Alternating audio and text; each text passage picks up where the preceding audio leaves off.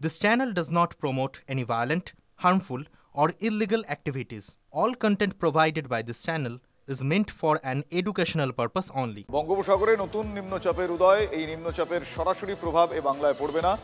Myanmar Bangladesh অভিমুখে নিম্নচাপ এগোবে। নিম্নচাপের পরোক্ষ প্রভাব উপকূলে, সেখানে বৃষ্টির পূর্বাভাস দিচ্ছে হাওয়া অফিস। বুধবার এবং বৃহস্পতিবার ২ পরগনায় হালকা বৃষ্টির সম্ভাবনা রয়েছে। কাল থেকে বাকি দক্ষিণবঙ্গে বৃষ্টির কোনো আশঙ্কা নেই।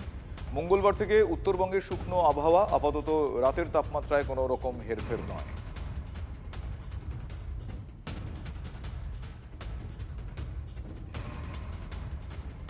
আমার সহকর্মী কমলেশ চৌধুরী এই মুহূর্তে আমার সঙ্গে টেলিফোন লাইনে রয়েছেন। কমলেশ, এখনো পর্যন্ত কি কি পূর্বাভাস জানা যাচ্ছে?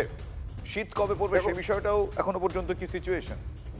দেখো, শীত পড়তে এখন অনেকটাই দেরি রয়েছে। আপাতত রাতের টেম্পারেচার ধীরে ধীরে কমবে, তবে সেটাও এই মুহূর্তে খুব ভালো সম্ভাবনা রয়েছে এরকম নয়। তার কারণ এখনো আকাশে মেঘ রয়েছে, জলীয় বাষ্প রয়েছে, পশ্চিমী ঝঞ্ঝা ঢুকছে উত্তর পশ্চিম ভারতে। একটা নতুন নিম্নচাপও সৃষ্টি হয়েছে, তার প্রভাবে আরো হয়তো খানিকটা জলীয় বাষ্প ঢুকবে। এই নিম্নচাপ বাংলাদেশ মায়ানমারের দিকে গেলেও তার প্রভাবে উপকূলে বুধবার বৃহস্পতিবার নাগাদ হালকা বৃষ্টি হতে পারে। বাকি দক্ষিণবঙ্গ আপাতত শুকনোই থাকবে।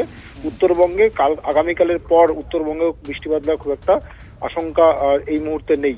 শুভজিৎ, ধন্যবাদ কমলেশ। সাহিত্যিক শীর্ষেন্দু মুখোপাধ্যায়ের ৯০তম জন্মদিন আজ। তার লেখা গল্প বাঘু মান্নার বরাত অবলম্বনে তৈরি হয়েছে রাজাচন্দর ছবি হালুম।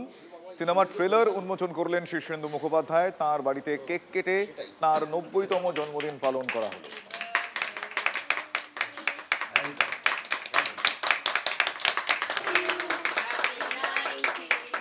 শুধু শুধু বেঁচে থাকাটা কোনো মানে হয় না, সেটা অর্থহীন।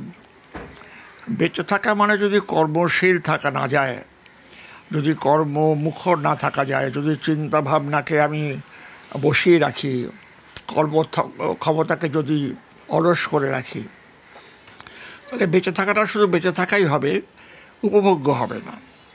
সুতরাং আমার এই সুদীর্ঘ জীবনে আমি অনেক লিখেছি ঠিকই, কিন্তু আমার মনে হয় যে আমার লেখার এখনও কিছু বাকি আছে, এখনও লেখা যায়।